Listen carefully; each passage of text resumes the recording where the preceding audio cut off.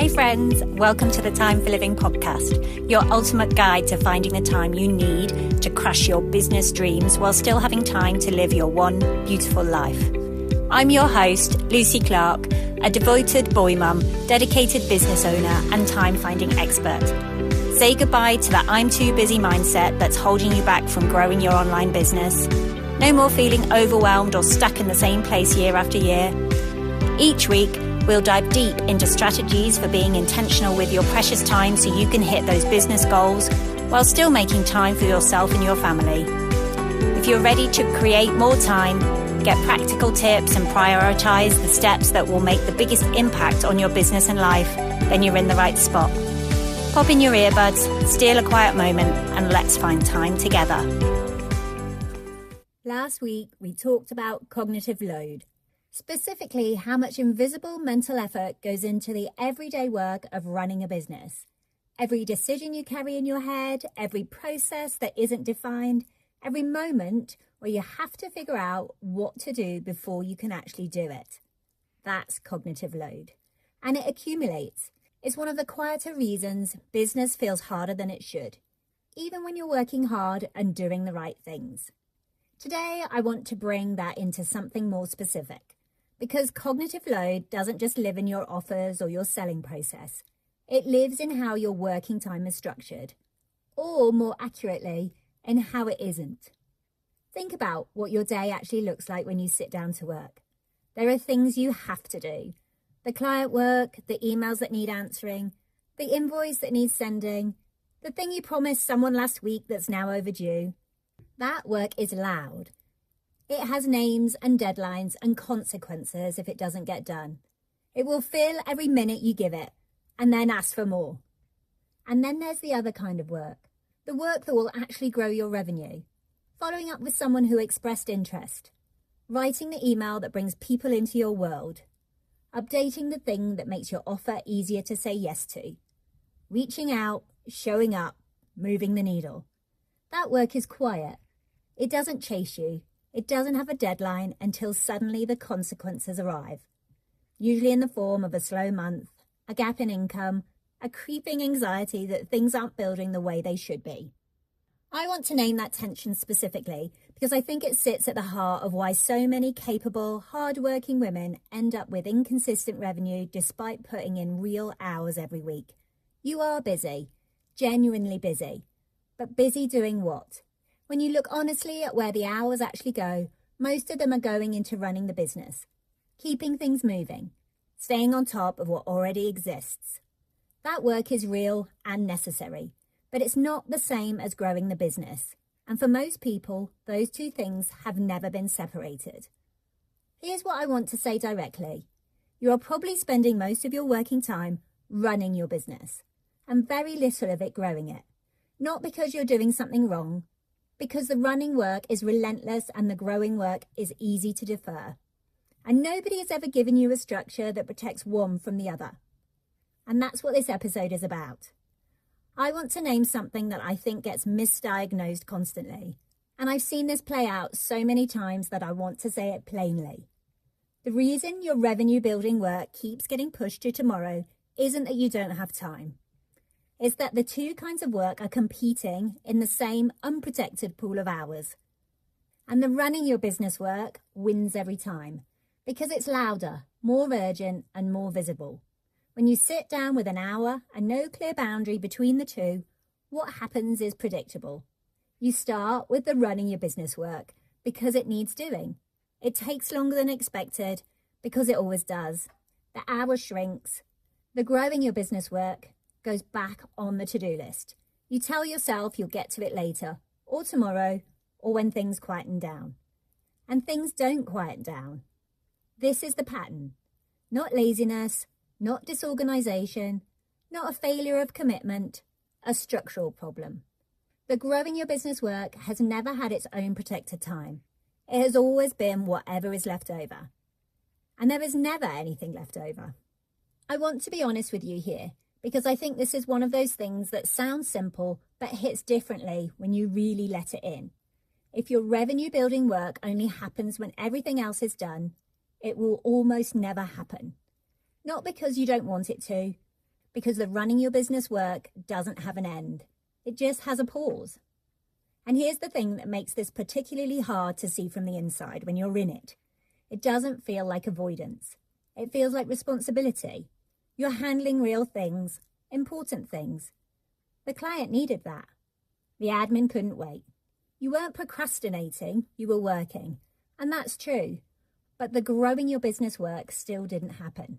And it won't until it has time that belongs to it that the running your business work isn't allowed to take. So what does it look like to actually protect the growing your business work? Not a separate working day, not a CEO morning you have to manufacture from nowhere. Something much smaller and more honest than that. One block, 15 minutes, pre-decided, non-negotiable. Before that block begins, one decision has already been made. You know exactly what the revenue building action is happening in those 15 minutes. Not whatever you can get to, not something useful if you find the time.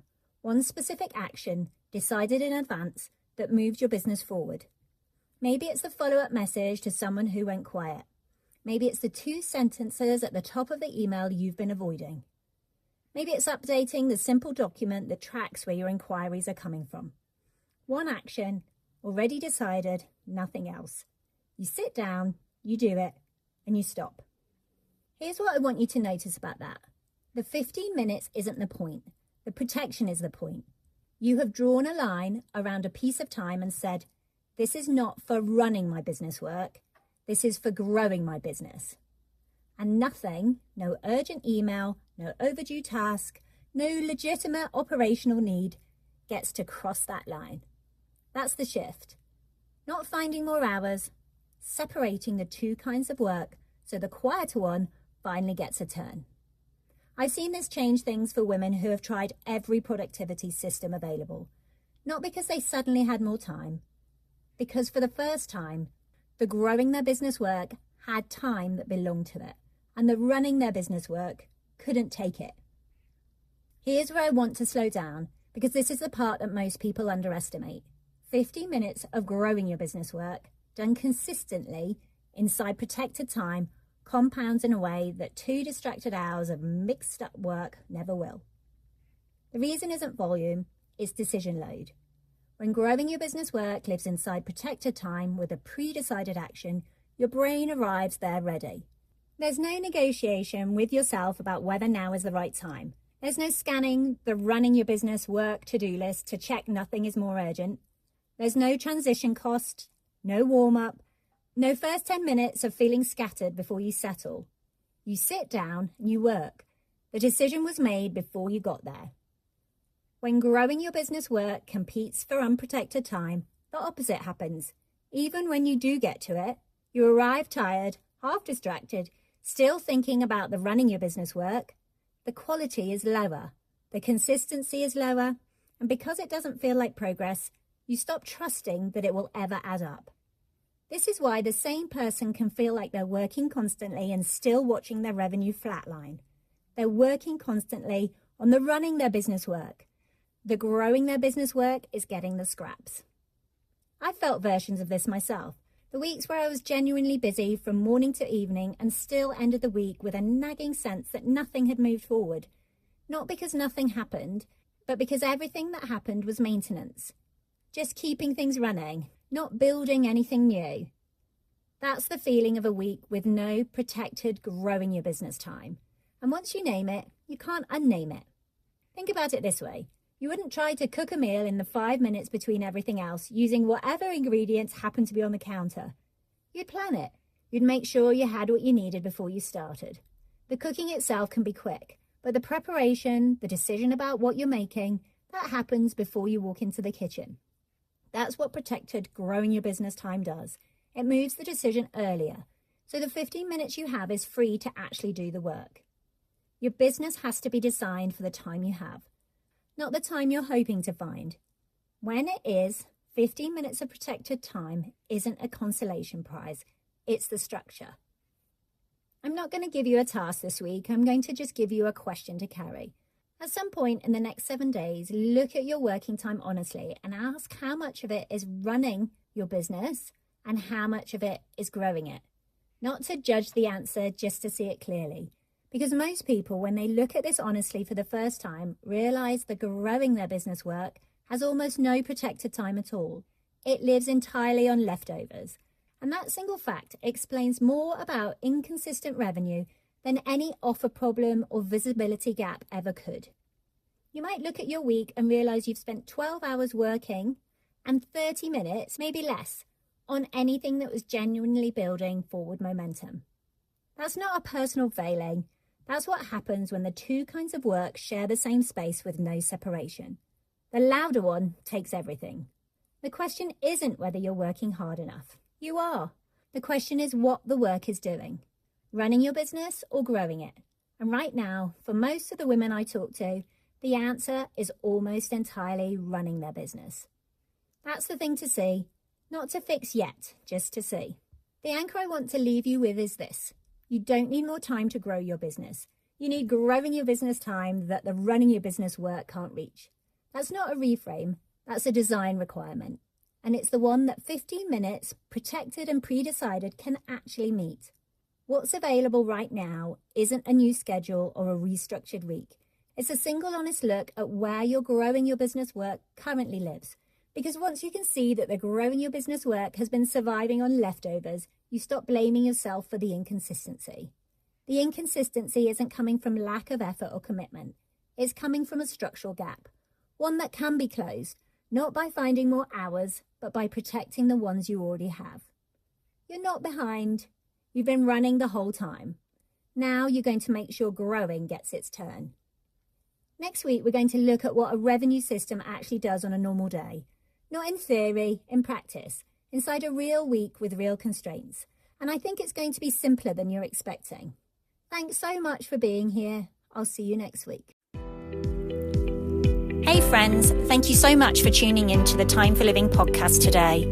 If this episode inspired you to take action and save time, I'd be so grateful if you could leave a written review and subscribe over on Apple Podcasts. Your feedback means the world to me and helps us reach even more amazing people like you.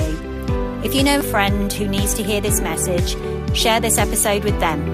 And remember, your time is precious, so make every moment count. Until next time, keep dreaming, keep living, and keep making time for what matters most.